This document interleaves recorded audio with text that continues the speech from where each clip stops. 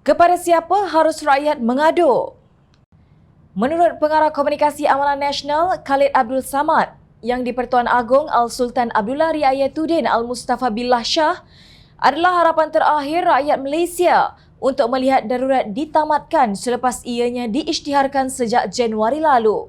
Beliau berkata, nasihat Perdana Menteri tebuk atap Tan Sri Muhyiddin Yassin sudah tidak relevan lagi kerana kini beliau tidak mempunyai majoriti sokongan ahli Dewan Rakyat. Khalid berpendapat dengan semangat berperlembagaan, Agong boleh mengarahkan supaya Parlimen dibuka agar Muhyiddin membuktikan bahawa beliau mendapat sokongan ahli Parlimen dan layak memegang kedudukan sebagai Perdana Menteri. Yang di-Pertuan Agong adalah harapan kita yang terakhir kerana bila berlakunya salah guna kuasa seperti mana yang dilakukan oleh Perdana Menteri sekarang ini, maka yang di-Pertuan Agong sahajalah yang boleh betulkan.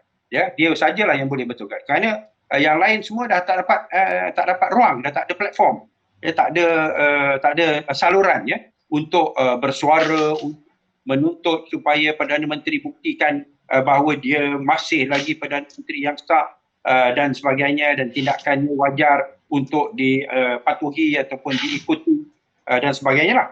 Maka inilah apa yang kita nak sampaikan, bahawa rakyat akan bersama yang di-Pertuan Agong sekiranya yang di-Pertuan Agong mengambil tindakan yang berani untuk membetulkan suasana songsang yang dihasilkan oleh Mahi Aidil dan geng, ya, Perikatan Nasional dan Barisan Nasional. Katanya dalam satu siaran langsung di Jom Channel semalam.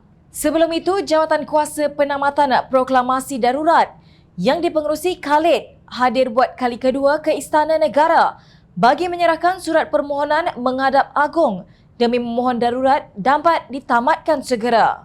Untuk rekod, penyerahan surat itu merupakan kali kedua selepas permohonan pada 26 Mac lalu masih belum mendapat maklum balas pihak istana. Apa yang jelas, Kerajaan Perikatan Nasional bukan hanya gagal dalam menarik pelabur untuk datang ke negara kita, malah untuk memudahkan rakyat menjalani kehidupan seharian mereka juga gagal. Sudahlah rakyat hilang pekerjaan apabila pelabur lari ke negara jiran yang masih memiliki sedikit wang pula tertekan dengan kenaikan harga barangan.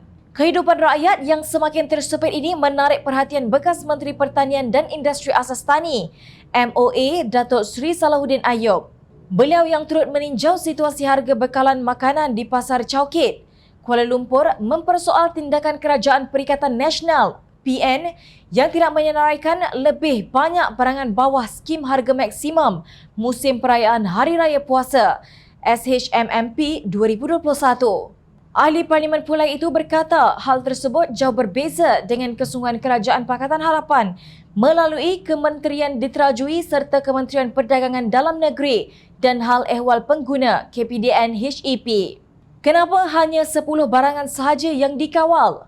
Kami PH dulu, MOA dan KPDN HEP 2019 menyenaraikan 22 barang-barang kawalan untuk keselesaan rakyat menyambut hari-hari perayaan utama di negara ini. Soalnya dipetik Malaysia Deadline. Timbalan Presiden Amanah itu menuntut agar Kabinet XXXL Muhyiddin agar benar-benar peduli dengan hak dan nasib majoriti rakyat. Bantulah yang terbaik untuk rakyat, menteri-menteri ada kuasa. Guna kuasa dengan sebaik-baiknya, tegasnya. Menurut laporan, ayam, telur ayam, daging serta hasil laut seperti ikan tongkol, selayang, kembung dan mabung antara yang diumumkan dalam senarai skim harga maksimum musim perayaan SHMMP bagi menyekat kenaikan harga keperluan ketika Ramadan dan menjelang Aidilfitri.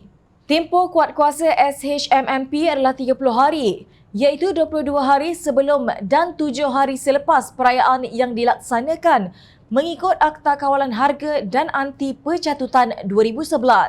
Namun senarai ini jauh dari mencukupi. Inilah natijahnya apabila negara diperintah oleh golongan ruai bidah yang tiada kebolehan untuk menjadi pemimpin negara.